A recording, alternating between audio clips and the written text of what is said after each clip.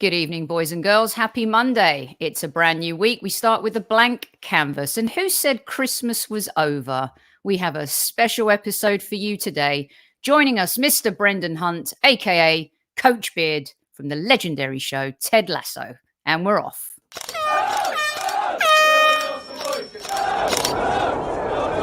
Mind the gap between the train and the platform. Please stand clear of the discussion doors. The next stop is Highbury Squad.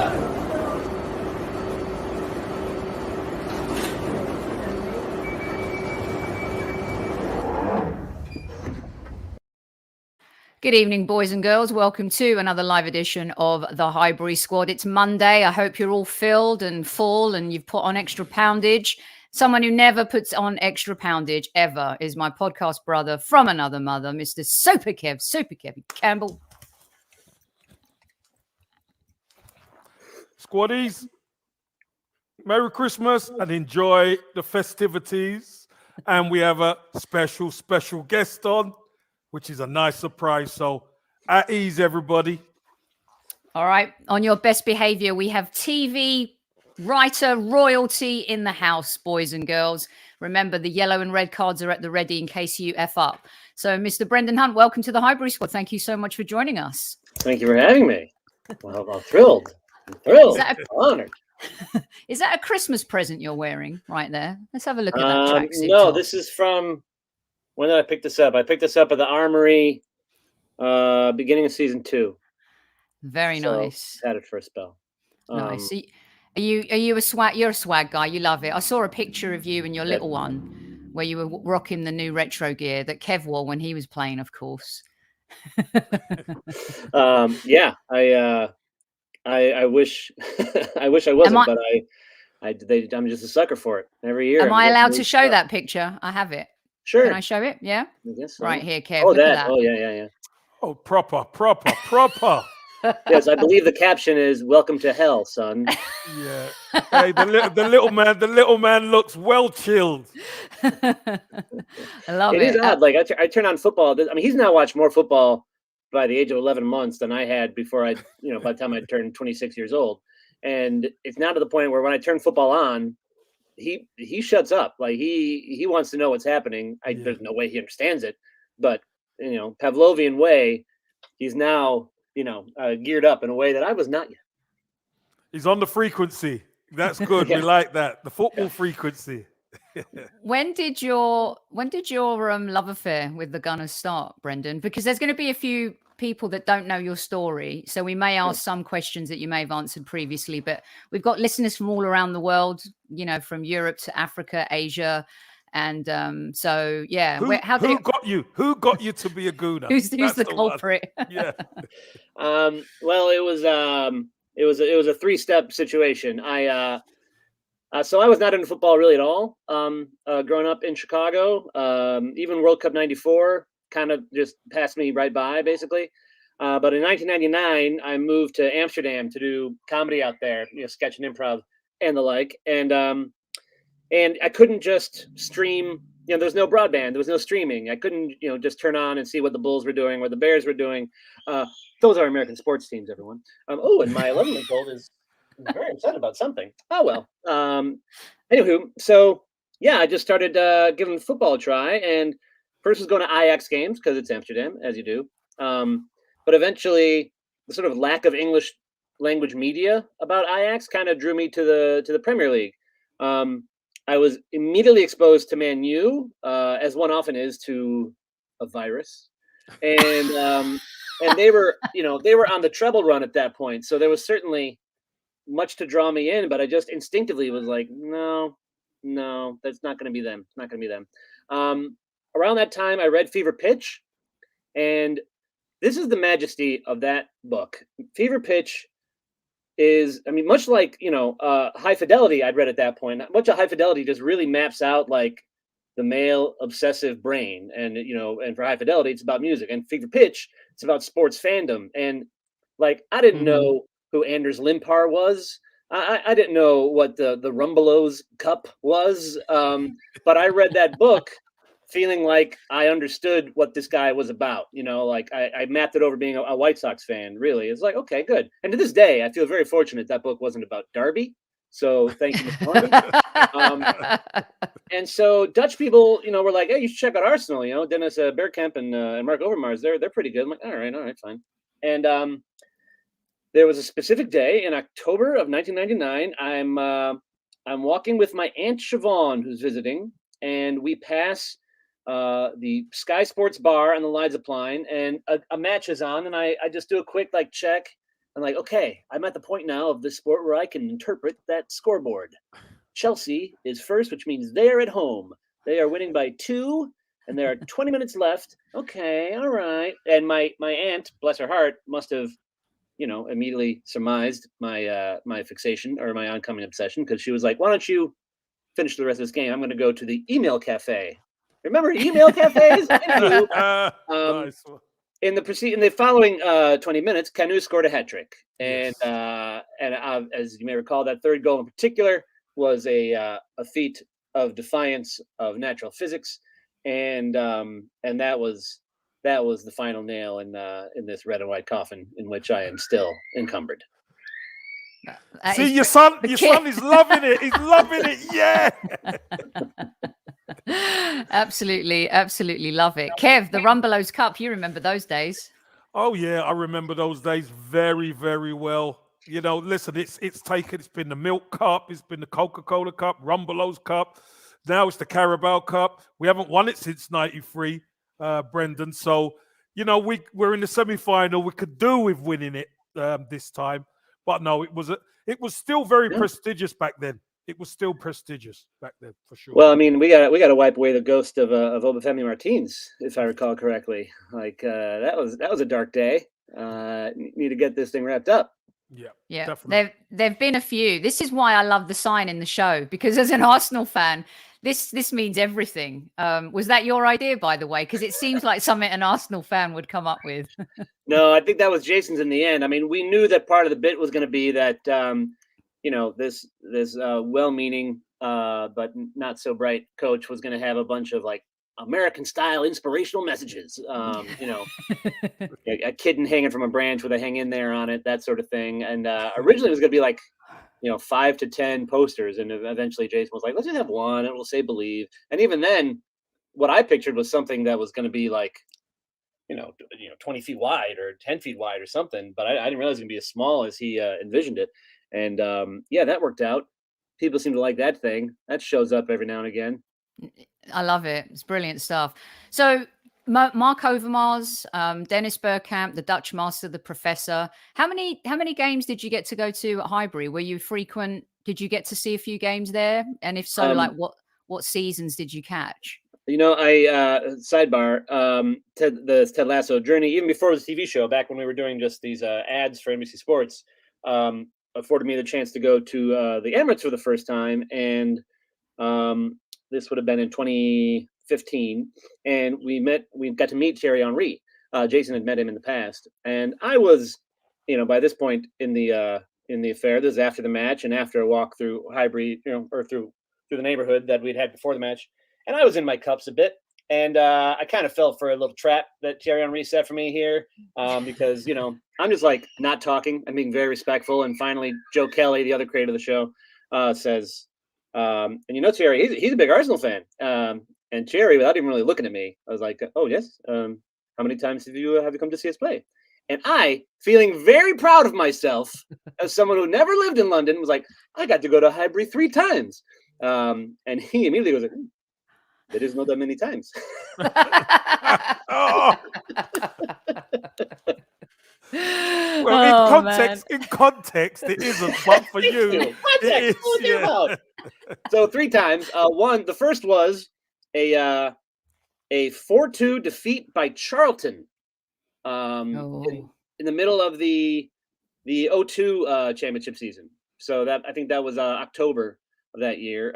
Chris Powell played in that game. Chris Powell is now a big part of Ted Lasso, and boy, does he love bringing that up.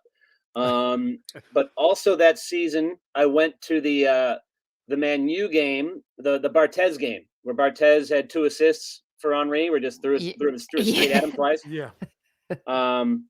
I had green hair that day, I think, because it must have been just after Halloween. I was the Joker for Halloween, and I believe one of the people I was with, it was like my girlfriend's cousin and his posse. One of them wrote for the Gooner and wrote the match report, and the match report of the Gooner begins with, "I was with a green-haired American," or something along those lines. And then I went to an Ajax Champions League game. I think the next season it was group stage game, 1-1 draw.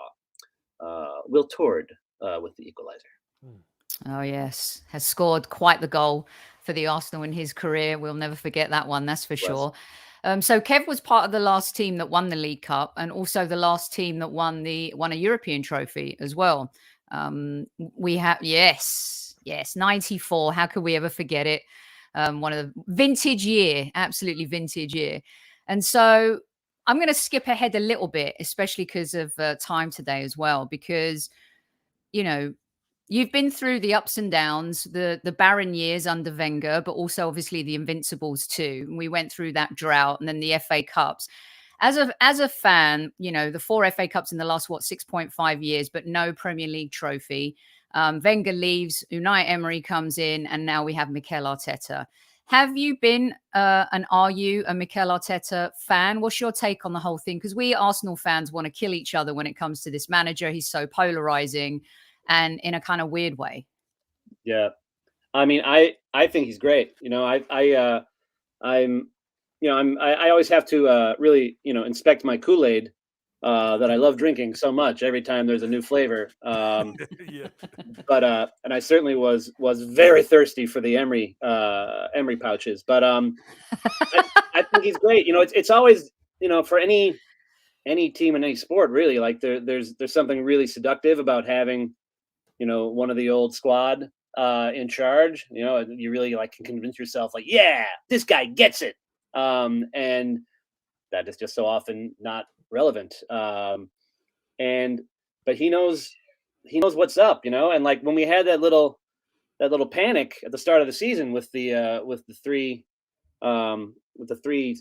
consecutive travesties, there was a bit of a wobble there for me personally. But even then I was like, no, I kind of believe what Guardiola's saying here. Like, we're decimated by injuries. This is a horrible way to start the season. I kind of feel like anyone could have lost that Brentford game, frankly, given the occasion. And now it's kind of bearing out. And if I'm allowed to use such a language on this show, the balls of him with the Aubameyang situation and how that's working out. Like, woof, way to draw a line, my man. So I'm on board the Arteta train for sure. And don't forget as well, and a lot of people, because we're seeing a lot of COVID problems now, our COVID problem was in that Brentford game, wasn't it? Yeah. We had COVID issues in the first 2 games, if we remember rightly. And we were not afforded the chance to just push that further back on the old fixture list. That's right. I'm so mad.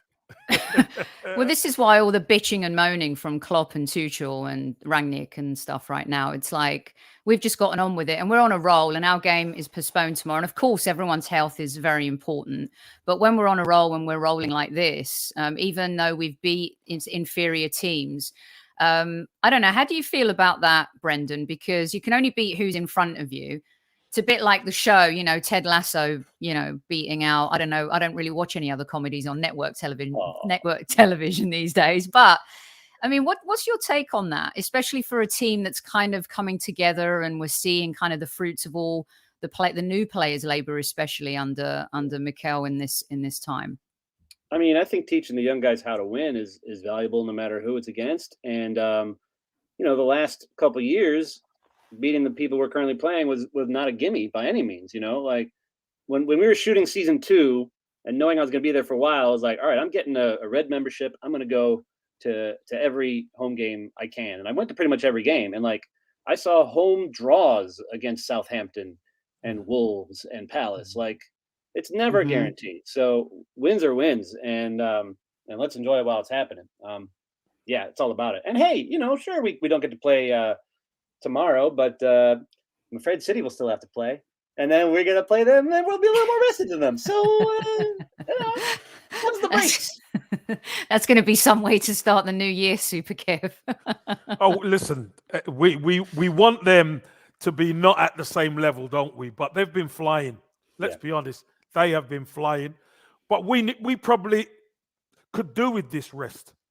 I believe we could do with this rest and concentrate on Man City and trying to get a much deserved win, because I think it would do the squad and the football club such a big positive. It will give us such a positive to get a win against Manchester City. And I think Brendan's point about Aubameyang, we've scored, is it 15 goals in our last however many games since he's been benched? You're seeing now the even super emergence of players like Saka and, of course, the King of the North, Mr. Kieran Tierney. We're seeing Odegaard shine and come into his own. It's like they've taken on the baton. And Arteta had to have them to buy into that too, right? When you write a joke, Brendan, or even in sports, you're a Chicago fan. I mean, my gosh, I feel bad for you. Chicago Bears and the White Sox, although the White Sox delivered eventually. You have to have a collective group that believes in who's driving the bus. And for him to get those, I think that's where I grew, and my respect for him grew just a teeny tad a little bit more, is that he was able to galvanize those players to come together. And I think it's quite impressive kind of how they've backed him versus a very popular player who they've all loved and adored for the last 2.5 years. Yeah. And again, for those listening in, my apologies for my son, who is currently being fed not quickly enough for his liking, clearly, but there's no physical danger despite the incredible pitch you're hearing. I mean, he's incredible. It's like he wants to be on the Highbury Squad, Brendan. I think he might be singing the Saka Smith Rowe song. That's kind of what it sounds like to me, just a little bit. But or Sophie is saying, don't forget about Phil Jackson and the Bulls. Yeah, we've had. I mean, I've been, when I was a kid, like Chicago. Quick detour here. When I was a kid, Chicago sports was a barren wasteland, and like, it can be. We've all had a tough time with all our sports, but like, in a Chicago city, or in a city in America that has all 4 pro sports, when all 4, actually 5 teams are bad, it just multiplies your sort of sense of identity. And then in '85, the Bears won a Super Bowl, and that was a big deal with arguably the best team the NFL has ever seen. And then the '90s, the Bulls went nuts, and then in 2000, the White Sox for the first time in however many years won a title, and then the Blackhawks won 3 Stanley Cups, and then of course the Cubs for the first time in 100-something years do it. So, like, we've had decent enough fortune in Chicago that I can't really complain. And because the cat was in my lap while I was talking, I sort of forgot the point I was building here too. But I just got to remember Chicago, just repping. That's all I'm trying to do. No, you were talking about Mikel Arteta and the way he's galvanized the team. Oh yeah, I mean, I saw a clip of a match of the day today, but like Alan Hansen made it. Alan Hansen, oh Getty, Alan Shearer made a great point. Like, it's not just about having to draw a line with Aubameyang, but like, it's these young guys. Like, you got to tell these young guys where it's at, and for them to respond, to this. Like, it sets a course for the future of what is what is important and what is not.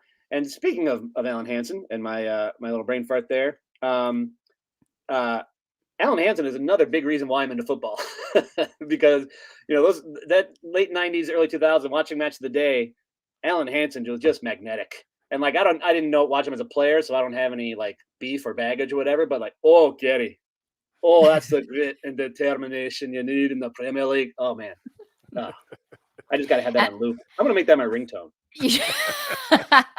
include the famous quote where he said that you can't win anything with kids. Thanks, Matty K. Absolute classic. Seems to be the conversation du jour as well when it comes to the Arsenal in terms of our young players. Who's your favorite player right now? Kev and I have loved this guy from the beginning of time in terms of our new signings. You've seen the emergence of young players like Charlie Patino, who still has a long way to go. Tomiyasu, of course, another superb signing. Who's your favorite player right now? I mean, I love all the new signing. I mean, especially the 2 you have picture there, because they're so like high energy and like going for it, and like they're just fucking great. Pardon my language. But I think I got to Osaka because he's just been around that bit longer. I've been able to watch him, grow and and rise up with the national team. And then what he went through this summer kind of like makes you hold him a little closer too. And was that his first brace in the league the other day? Yes, I believe I so. it was, yeah. Yes, I mean, sky's the beautiful limit, too. So yeah, he's my current favorite, I'd say.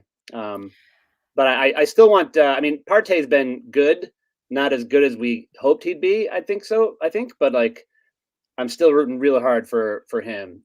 Just because anyone who has their first name on their shirt, that's I'm all the more into you. And what was the inspiration behind Jason's sweatshirt? Did you have something to do with that, Brendan? I didn't. I was so impressed by that because like Jason is not the football nut of the group. As he's fond of saying, he has a respect more than a familiarity, if that makes sense. So yeah, he just showed up for the premiere of the show wearing the Jaden and Marcus and Makayo shirt, and I was like, you son of a bitch, that's fucking great.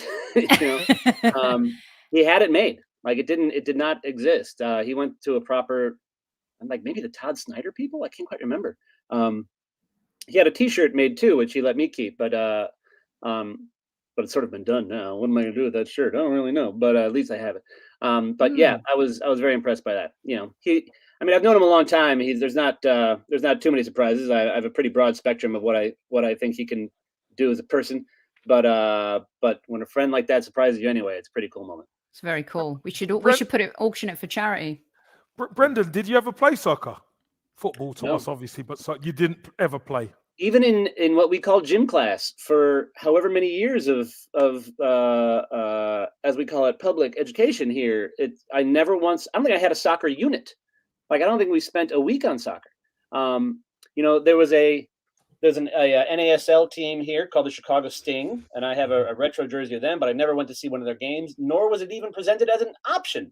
Not ever did one time did someone go like, "Hey, you free? Let's go see the Sting." Never once. And then World Cup '94 happened, and I remember feeling like, all right, here I go. I'm going to give this a shot, and it just didn't quite take. But I remember, I watched the final. I mean, that final was one of the most dreary football matches ever played. Like whoever decided to play, the last match of a tournament in the noon sun in Southern California in July was not thinking of the product, frankly. But then in '98, I was waiting tables at a time of day when, sort of like for how the time zones worked out for Chicago, like the matches were coming on just after the lunch break. So like during the 3-hour dead period, there was always a match on. And so I was watching England matches and Holland matches too, not having any idea I would live in Holland the next year.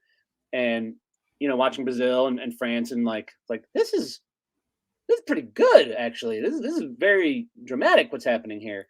So just gave me a little tickle. '98 just gave me a little bit of a tickle.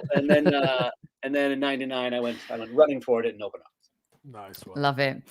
Okay, speaking of giving you a little bit of a tickle, you're listening to the Highbury Squad here. Of course, you know that we have Brendan Hunt with us, Coach Beard from Ted Lasso, Emmy Award winner. But one of the most popular shows on the planet right now. It's insane, the success. And I love how there's little nuggets here and there because Brendan writes the show too, Kev, where he digs out Spurs just a little bit. Like in season 2, Richmond FC beat Tottenham in the quarterfinal of the FA Cup, which was exceptionally brilliant.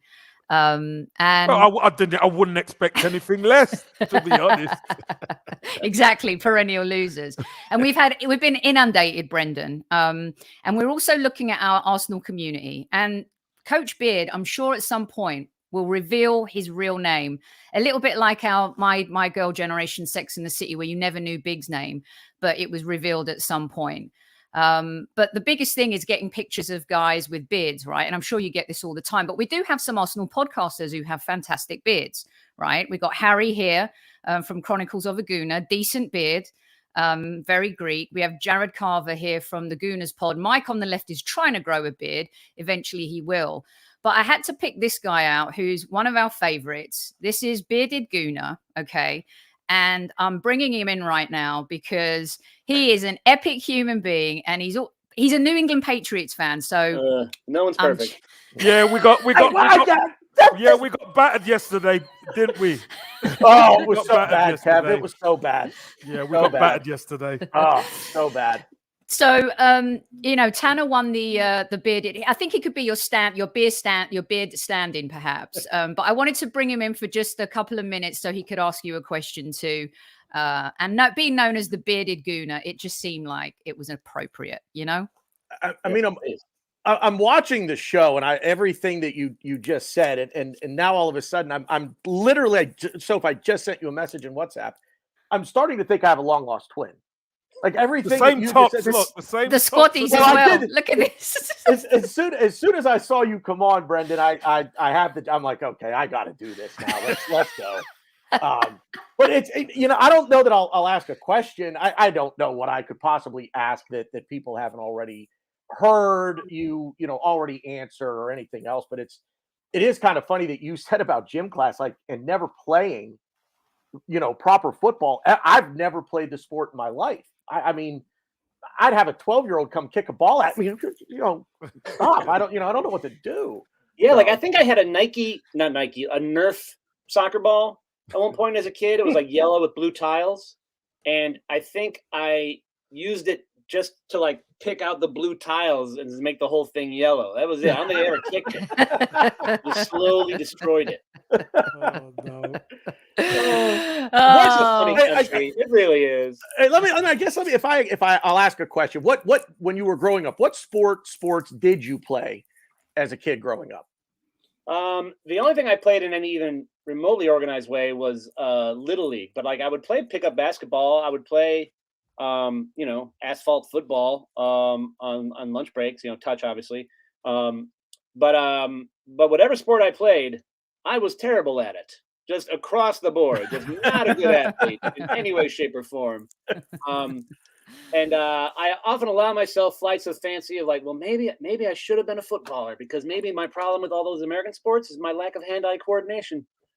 Not an issue on the pitch. Not an issue at all. Not at all. You made up for it winning an Emmy. Tanner, thank you so much for popping in and being a good sport and joining. And, hey, I'm going to try to work out becoming Nate's Coach Beard on season 3 of Ted Lasso. We're going to see if we can. Brendan, I'll have my people talk to your people. We'll see what we can. Brendan, a pleasure. Thank you. Thanks guys. Tanner. Take care, mate. Cheers. Take care. Cheers. Brilliant stuff from Tanner. Right, we've got go on, mate. Can I circle back to something real quick? I need to stick up for Ian Wright, because on that episode you mentioned where Richmond defeats Spurs, early in that episode, Ian Wright is forced to say some very kind things about Spurs as a club. Now, let the record show that, unfortunately, this doubles into a kind thing about Spurs if I'm not careful. But here we go. It was supposed to be a different club playing in that match against us. Up until very, very late in the game, that club pulled out, and we had to replace them suddenly. And Spurs kindly, let us use them at the last minute. So when Ian signed up to do that gig, the line was not having him say something nice about Spurs. It was having him say something nice about a different club. But then, because he's a professional, when he showed up on the day, he just said the line as it was. And so I tip my cap to his professionalism. He even said at the time, I think we qualified it. It used to be a nicer line, and now his line, I think we added I hate to say it, but, and he was very grateful for adding that qualifier at the very least. But yes, for anyone who felt briefly betrayed by Righty there, it's our fault, not his. I know someone who could put in a word for you, and help out, because he's been helping Righty out since Righty was a young'un as well. So Super Kev, put in a word for Brendan. Help a man out. I'll tell you what I will say. The fact of the matter is, he knew that they lost is easier to take. He could say oh, absolute gold, these old pictures. We have these on hand. We got Paul Davis and Super Kev. Have you gone back to watch some of these in the archives, Brendan? Some of these old games, and Anfield '89 and any of that stuff? I haven't watched the whole matches. No, I mean, I've watched the '89 documentary, but I intend to do that with a few clubs. I never get around to it. Like I want to watch the '72 European Cup final, and some stuff from the '78 World Cup, and I never quite get around to it. But I should, absolutely should. I do like watching old matches just for all the back passing. I mean, that's just fun. Especially to the goalkeeper, right? Oh yeah. Oh my gosh, they get to just pick up the ball whenever they want in those days. They must have felt so confident. All right. Well, I promised Brendan half hour, but in true Sophie fashion, we're going to go into added time. Just a few minutes here because I've got to get Brendan's take on Kev, where he thinks the Arsenal are going to finish up this season. Are we going to win anything? How do you see what does your crystal football say, Brendan, in May? Where are the Arsenal going to be? I think we will finish fourth. I think objectively the top three right now are separate from the rest of the league.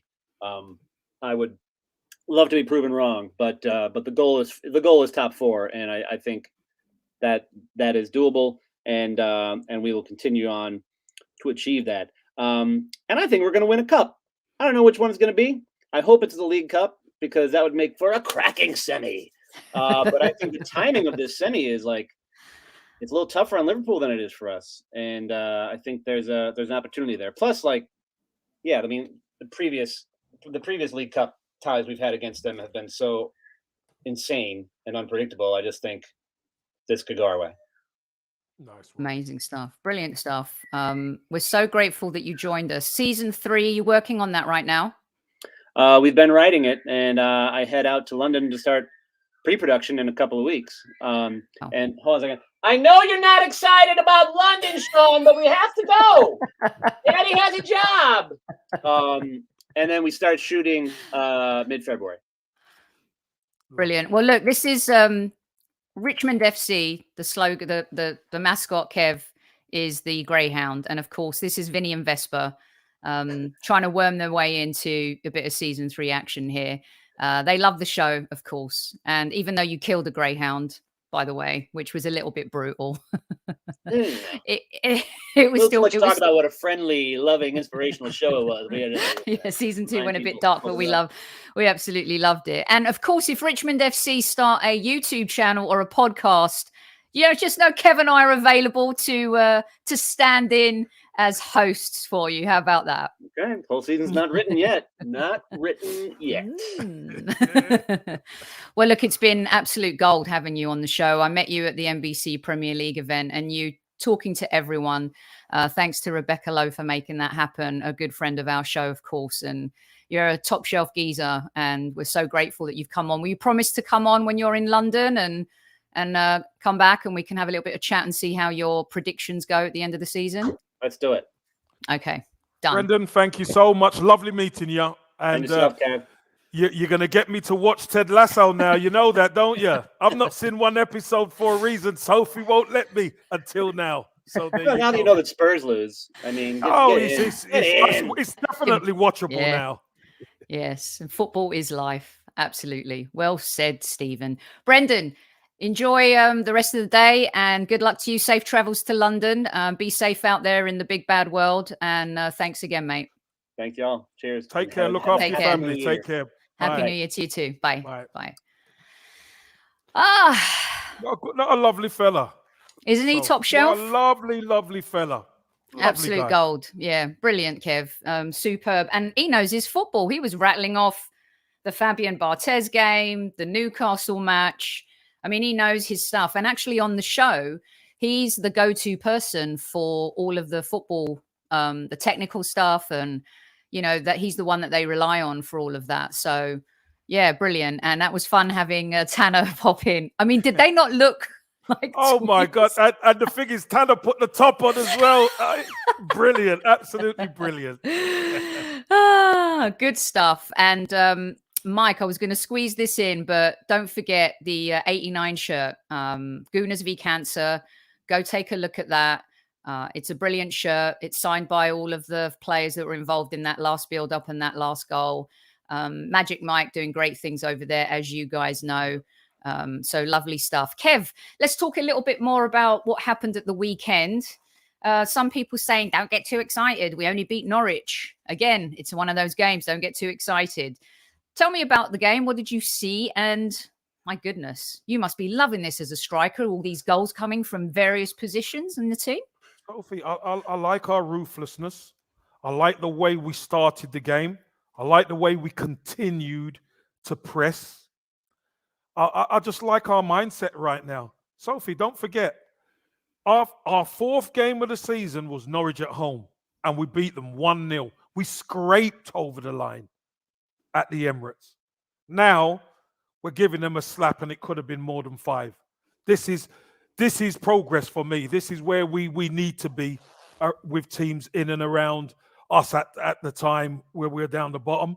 And now you see the gap. We've moved way past the Norwiches of this world. So, listen, I'll be honest with you.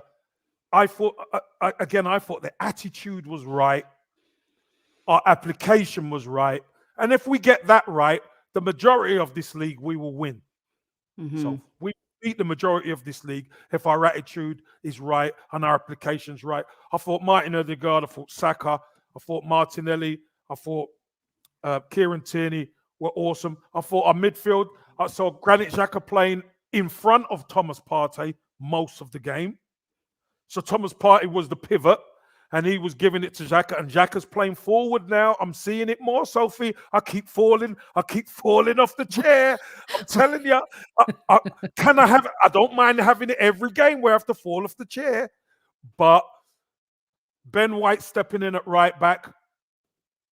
A lot of people don't talk about this stuff.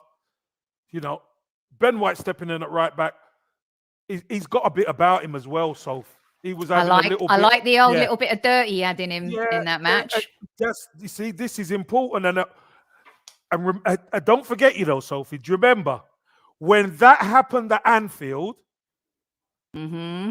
It was, why are we doing that? Because, we're getting them riled up. No, that's what you have to do. We've done it there, and I know they're not Liverpool. Of course they're not. But you have to fight fire with fire. You have to fight fire with fire. And when they stand up to you, you got to stand up to them and knock them down. This is the name of the game. This is how you earn your stripes. And as squaddies, we're earning our stripes. That's what we're doing. And Kev, I feel like we've earned them a lot since Aubameyang has been benched. It's a landmark moment for the team because you have to have the buy-in of the players to make a move like that. And he certainly has that. And what I love about what we've been talking about is having a little bit of smart shit housery about us. Xhaka again got a little bit too involved and I got a bit worried about it at one point. I'm like, don't ruin Kev, who's going to compliment you on making another forward pass by being an idiot and getting yourself booked, right? Right. But there were a few moments in that match. Even Saka got a little bit dirty. Some Norwich fans, of course, are accusing him of a stamp. The dude gets kicked about left, right, and centre. I don't think gets enough protection from the referees at all. I don't think we've earned that respect yet from a lot of the officials, Kev, but it's coming. So with all that said and all the progress we've made in the last few games, all the positivity, the camaraderie, all of it, let's say we get beaten 5-0 again by Man City. How would you feel about that? If we got taken apart by Man City, it will tell me what we already know, Sophie. We already know we're a young side and we're not at that level yet. Remember, we're talking about the champions here, Sophie. Not only the champions, they got to a Champions League final, got beat by another English club, Chelsea. But they have been a top team for a long time. Sophie, they are exactly where we want to be. We want to be ruling this league. That's where Arsenal were. That's where we want to be. So what do we learn? And sometimes, you know what? You look at a game and you think, oh, it's the score line. No, I look at how did we do in the game? Mm-hmm. Did we stand up for any length of time throughout the game? Because some of these games are pivotal on one goal or a decision. For instance, Granit Xhaka might get away with it against Leeds and Norwich. he won't get away with it against No. Manchester City, because you go and you take one of them out, the referee's protecting them. They've earned that. Mm-hmm. So this is where we want to be. We want to be where the referees want to protect our players. Mm-hmm. I still think, Sophie, we have progressed a bit, but it's going to be interesting. We're at home. Mm-hmm. You know, we're going to be the home team. So it's going to be interesting how we approach it. It's a very different scenario, isn't it, when we play City in the modern era versus when you were playing, and even under Arsene. I mean, you know, when City were in the top flight, and I don't say that trying to be a bit bitchy. I say it because they were a yo-yo team. The truth. You Yeah, know, you're saying the and we truth. had the great Sean Gota on the show, and bless him, he was playing in the old second division with them and came up. And you know, credit to them, they've built a great side, but we're still a bigger club trying to get to where they are in terms of winning and being competitive again in the Premier League. Kev, what are your expectations? We're going to talk a little bit more about this on Tactical Squad on Thursday, and Kev says Friday, but what are your expectations like for this particular match? It's like Norwich, okay, I mean, we did so well, but we're going to be measured by everybody on the results against the likes of City. Yeah, I think the expectations and the hopes, I think that's probably a word I've got to add in there, is that we show up offensively, Sophie. Because I look back at our last really big test, which was not the West Ham game. I think West Ham at home, we done really well, but was the Liverpool game away. And in that first half, we had opportunities where we broke, but we couldn't get going at the top end of the pitch, Sophie. We couldn't hurt them. No. And that's what we've got to be able to do. We will get opportunities to hurt Man City. Trust me. We have to take it. If we take it and we take the lead, all of a sudden, their mindset changes. But if they take the lead, then you know what comes next. They keep the ball, and then they keep it, and then they open you up eventually. So I want to see fight. I want to see doggedness and toughness. But most of all, Sophie, I want to see us attack them. I want to see us be able to hurt them in the last third. That's what I really want. And I think we're going to, as much as we loved seeing Benjamin do well at right back, we need Tommy back for this one, don't we, Kev? We really without a shadow need of a him doubt. back. Kev, just a couple more items on our Monday Madness. The first talking point, the Norwich result, the second City. I got three quick ones for you. Lacazette, we offer him an extension. He still wants out. What's your take? Yeah, Sophie, I've said it before and I'll say it again. 1 year is not enough for when you get to that age, Sophie, you're looking for security. You're looking for a contract that's going to take you as close to 35 as you can. So 1 year, it's not going to make a massive difference to Alexander Lacazette. And let's be honest, Sophie, the way he's playing, teams will be looking at him and going, he could do a job for 2-3 years the way he's playing, because he is the glue for our game right now. I'm telling you. Well, you've seen it yourself. He is our glue. So he is.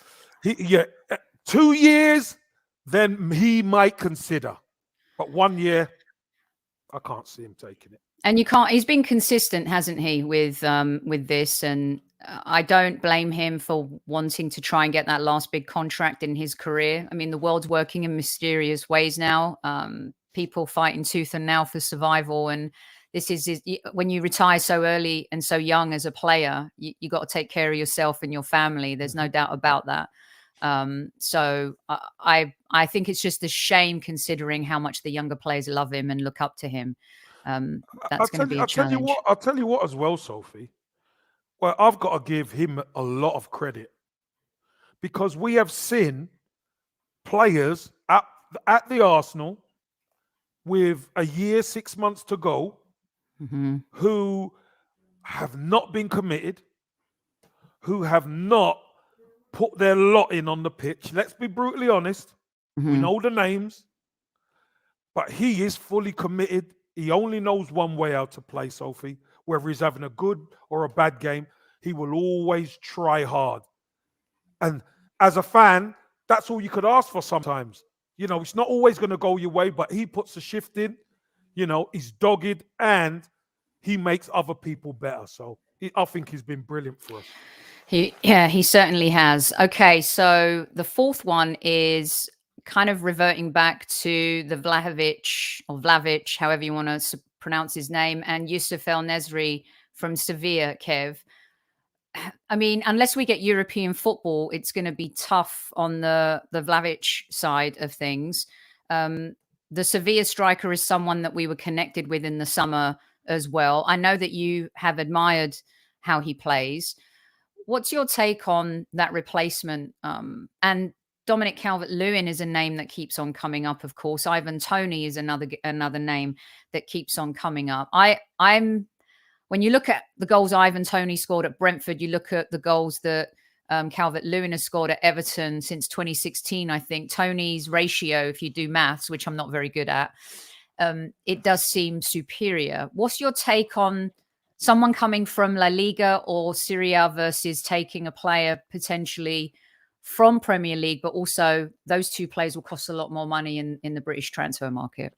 Yeah, I mean, I look at Calvert-Lewin. I think Calvert-Lewin's a really good player and converted winger, but he's been injured, hasn't he? He's been injured for a long time now, and I'm sure Everton are not going to be happy, him being linked with us. That's for sure, because that will really weaken them. They've been desperate to get him back in the team, and I think he's fit now. So with a bit of luck, he'll be playing with them.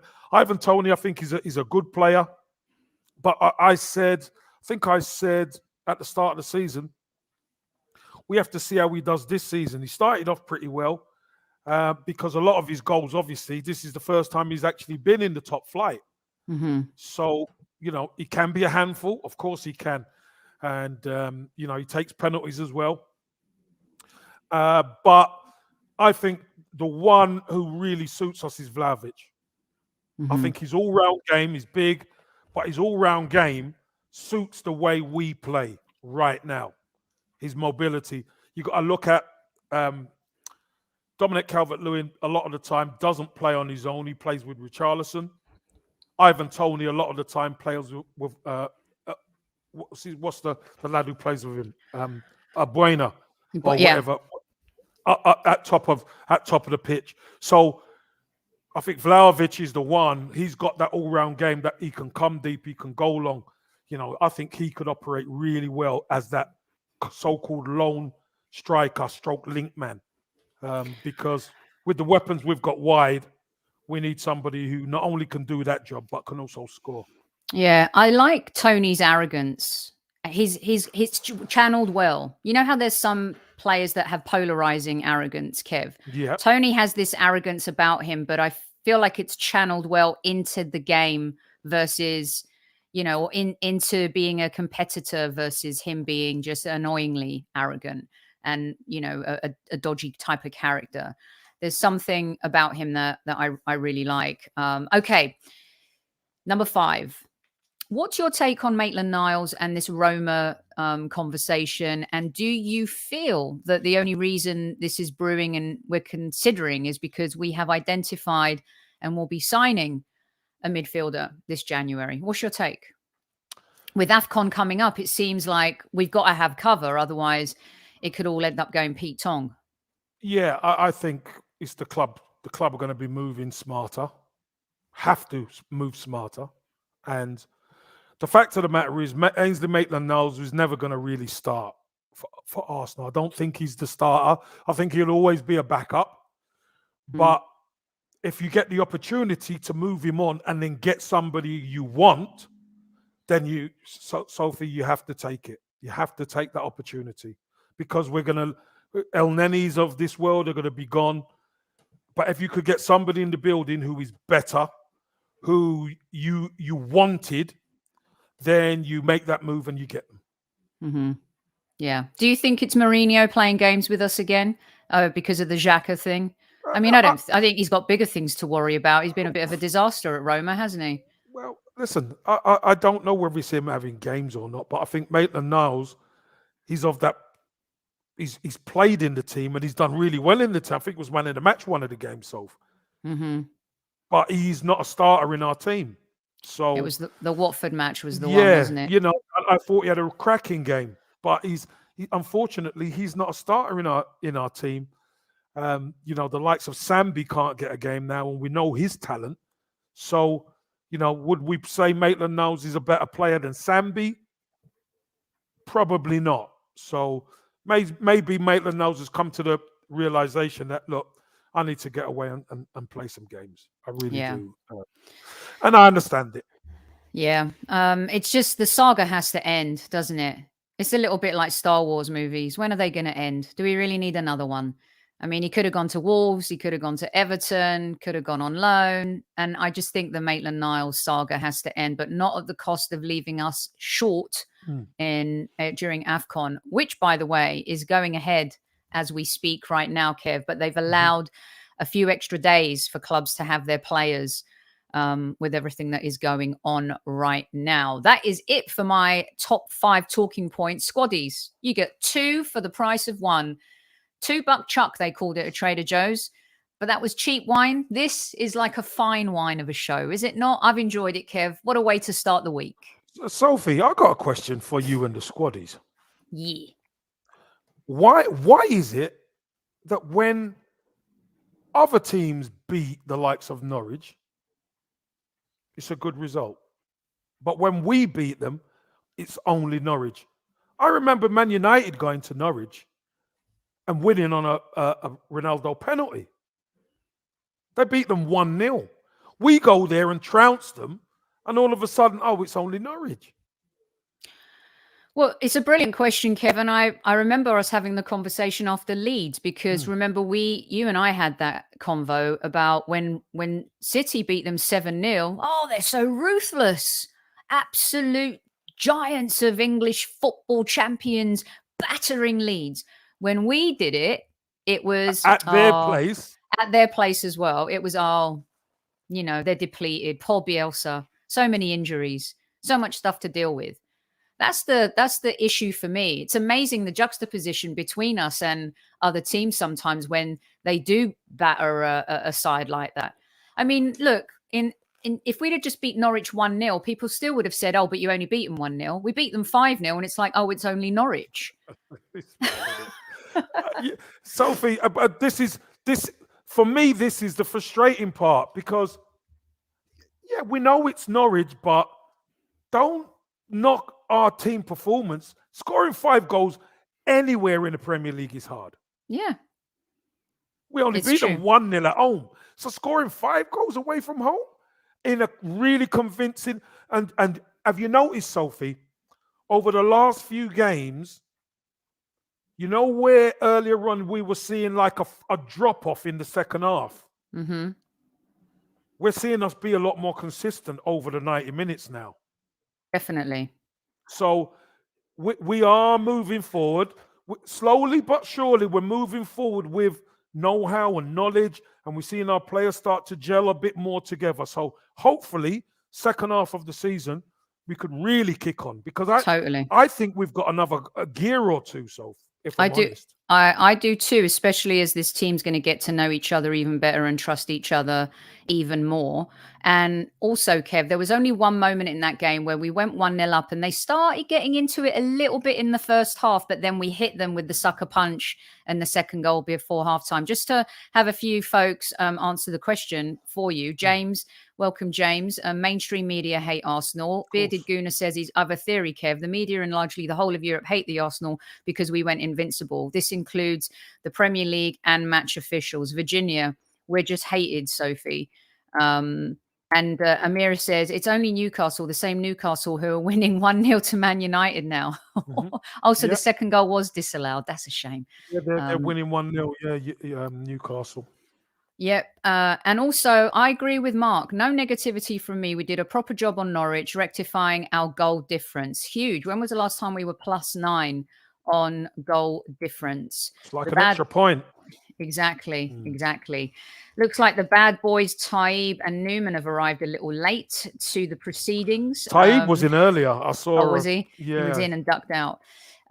People have, KKV says, people have an agenda against Arsenal. Same kind of, sentiment right there, Super Kev. Same kind of stuff. And they're right, KKV and everyone. You're right. They are against Arsenal. They don't want Arsenal to do well because they make more noise and more money of Arsenal being in disarray.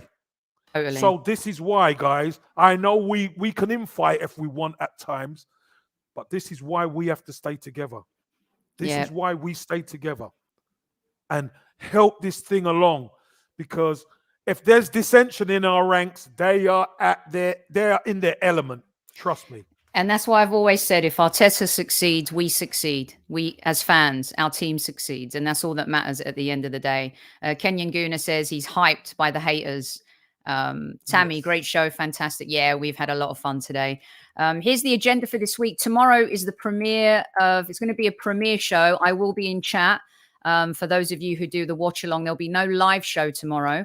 It's the premiere of the Goalkeeper Show with myself, Mike, and from You Are My Arsenal. You won't want to miss that. Really good, a different show that we're doing. The only podcast out there that has a dedicated goalkeeper show. And we're going to record episode 2 soon. And we're going to have our crazy budgie doing some bits for us there, Kev. So look out for that. Very crazy budgie. Get ready, everyone. Goalkeeper extraordinaire. You guys, I mean, he's played for some teams. What a career he had. Thanks to Tanner as well for joining us today. That was a lot of fun. And also to Mike for sharing the Anfield 89 stuff with us as always. Tiff, it was good to see you in the house. Don't be a stranger. The usual crew, the squaddies. On Wednesday, Jordan Jarrett Bryan is here. One of your favorites and our favorites. We love Jordan. I'll be on with him. And then Thursday, we have Tactical Squad. And Friday is Kev Says. Kev returns live on Thursday and Friday this week. Kev, I hand it over to you. Sophie, I've got to say, tomorrow, I can't believe it. It's my son's birthday. 22 he is tomorrow. Oh, my gosh. Sophie, and I remember I could hold him in here. Oh, bless. And now he can hold me in his arms. Sophie, absolutely brilliant. Yeah, it's his birthday tomorrow. So wonderful, Kev. God bless him and have a wonderful, wonderful day with him. And we're sending our love. That's awesome. Wow, 22 years, Kev. Where's it gone? Where does it go? And you know what? Everybody who's got children and family, and you know what? Enjoy it now. Trust me, enjoy them now, because life moves so fast, doesn't it? It moves so fast. Get the memories, because at the end of the day, that's all we have, squaddies. And what a memory this was with Brendan, Coach Beard today. Listen, Sophie, again, you smashed it out the park yet again, as you always do. Well done, darling. That was fun. Squaddies, you know the script. Enjoy your festivities, the Bruckdeneck festivities. Have a couple of drinks, chill out, do whatever you're doing. And Sophie, we'll see you in the chat tomorrow. They'll see you Wednesday, and then I will see you with a Dicky Bowl on Thursday. And you best get ready for this Dicky Bowl. Get ready. Is it one we haven't seen? It's one you haven't seen, so get ready, everybody. I love it. Listen, Kev, do you think it's safe to show Newman's new art on the next show, or do you think that one needs to stay hidden? On the tactical okay, Thursday. all right, we'll do it Thursday. Do it on Thursday. Do it on Thursday. As close to New Year as possible, that was. Okay. And not Kev Says. So, squaddies, look after yourself. Have a good one. And hopefully, watch Newcastle beat United. Take it easy, everybody, and at ease.